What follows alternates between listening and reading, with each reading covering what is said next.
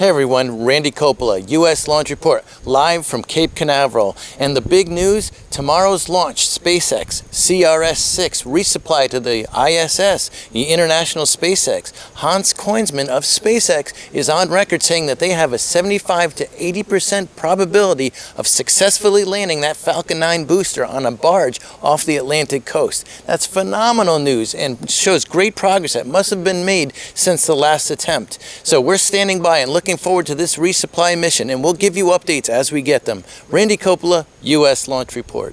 Associated Press for Mr. Koenigsmann.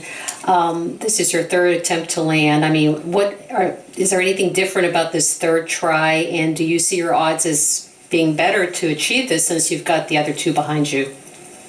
Yeah, so if you recall, on the first one, we ran out of control authority on the fins, fluid basically. We fixed that on the second one. We didn't have a drone ship there. The weather was terrible on the second attempt, and it looks right now like the weather is significantly better. 4 to 6 feet of swell is nothing. We did also upgrade the drone ship so it can keep the position better. So we are more we can tolerate a higher wind and swell level than previously.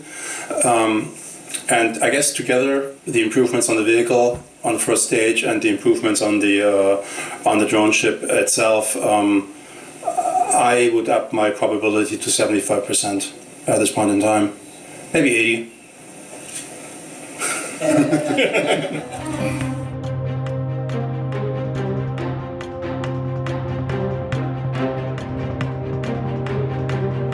And then I thought I continue with the least important part, and just want to tell you that we're trying to land on the autonomous spaceship, which has been named Just Read the Instructions.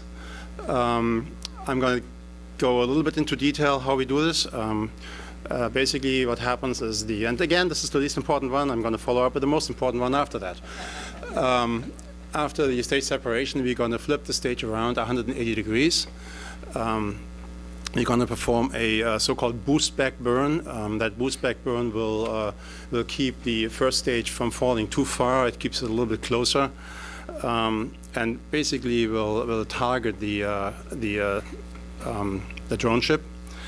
And then after the boost back burn, which lasts about half a minute roughly, we're going to have another shutdown, and we deploy the fins. These grid fins that you can see on the vehicle, they're folded in right now. They're folded during ascent, and then they come out after the boost back burn. After that, we will coast. We will reach about 125 kilometers and then come back into the atmosphere. That's the time when we do an entry burn. The entry burn is literally tapping the brake a little bit so it doesn't get too hot during the entry.